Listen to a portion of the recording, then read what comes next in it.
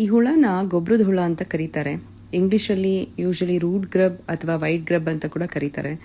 Basically ಇದು Japanese Beetal ಇರುತ್ತಲ್ವಾ, ಅಂದರೆ ಕನ್ನಡದಲ್ಲಿ ಜೀರುಂಡೆ ಅಂತ ನಾವೇನು ಕರಿತೀವಿ, ಅದರ ಲಾರ್ವಾ ಸ್ಟೇಜ್ ಇದು. ಸೊ ಬೇಸಿಕಲಿ ಜೀರುಂಡೆ ಮಣ್ಣಲ್ಲಿ ಮೊಟ್ಟೆ ಇಟ್ಟಾಗ ಸ್ವಲ್ಪ ದಿನಕ್ಕೆ ಇದು ಗೊಬ್ಬರದ ಹುಳ ಆಗಿ ಕನ್ವರ್ಟ್ ಆಗುತ್ತೆ.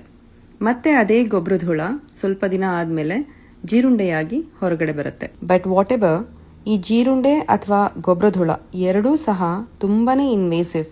ಗೊಬ್ಬರದ ಹುಳ ಗ್ರಾಸ್ ರೂಟ್ಸ್ನ ತಿಂದರೆ ಈ ಜೀರುಂಡೆ ಎಲೆ, ಹಣ್ಣು ಮತ್ತು ಗಿಡಗಳನ್ನು ತಿಂದು ಎಲ್ಲ ನಾಶ ಮಾಡುತ್ತೆ. ಸೊ ಎರಡರಿಂದನೂ ರೈತರಿಗೆ ತುಂಬಾನೇ ನಷ್ಟ. ಸೊ ಇದನ್ನ ನ್ಯಾಚುರಲ್ ಆಗಿ ಹೇಗೆ ಕಡಿಮೆ ಮಾಡೋದು ಅಂದರೆ, ಫಸ್ಟ್ ಆಫ್ ಆಲ್ ನಮ್ಮ ಮಣ್ಣಲ್ಲಿ ಯಾವಾಗ ತೇವಾಂಶ ಜಾಸ್ತಿ ಆಗುತ್ತೋ ಆವಾಗ ಈ ಗೊಬ್ಬರದ ಹುಳಗಳು ಜಾಸ್ತಿ ಆಗುತ್ತೆ. ಆದ್ರಿಂದ ನಾವು ಗಿಡಗಳಿಗೆ ನೀರನ್ನು ಕೊಡಬೇಕಾದ್ರೆ ನೋಡಿಕೊಂಡು ಕೊಡಬೇಕು. ಮಣ್ಣು ಚೆನ್ನಾಗಿ ಒಣಗಿದ್ರೆ ಈ ಜೀರುಂಡೆ ಇಟ್ಟಿರುವಂಥ ಮೊಟ್ಟೆಗಳು ಏನಿರುತ್ತೆ ಅವು ಸತ್ತು ಹೋಗುತ್ತೆ. ಸೊ ಮೇ ಬಿ ಒಂದಿನ ಬಿಟ್ಟು ಒಂದಿನ ನೀರನ್ನು ಕೊಟ್ಟರೆ ಈ ಗೊಬ್ಬರದ ಹುಳಗಳ ಸಂತತಿಯನ್ನು ಕಡಿಮೆ ಮಾಡ್ಬೋದು. ಆ್ಯಂಡ್ ಸೆಕೆಂಡ್ ಆಪ್ಷನ್ ಬಂದು, ಈ ಉಳುಮೆ ಮಾಡಬೇಕಾದ್ರೆ ನೇಗಿಲ್ ಹಾಕ್ತೀವಿ ಅಥವಾ ರೋಟ್ರ್ ಹಾಕ್ತೀವಿ. ಅವಾಗ ಈ ಹತ್ರದಲ್ಲಿ ಇರುವಂಥ ಅನೇಕ ರೀತಿಯ ಪಕ್ಷಿಗಳು ಬಂದು ಇವುಗಳನ್ನ ತಿಂದು ಹಾಕ್ತವೆ.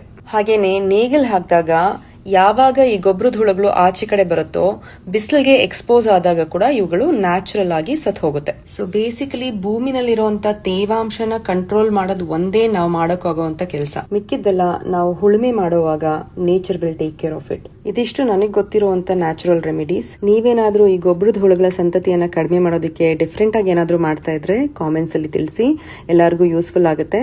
ಹಾಗೇನೆ ಈ ಗೊಬ್ಬರದ ಹುಳನ ನಿಮ್ಮೂರ್ ಕಡೆ ಅಥವಾ ನಿಮ್ಮ ಭಾಷೆನಲ್ಲಿ ಏನಂತ ಕರಿತೀರಾ ಅಂತ ಕಾಮೆಂಟ್ ಮಾಡಿ.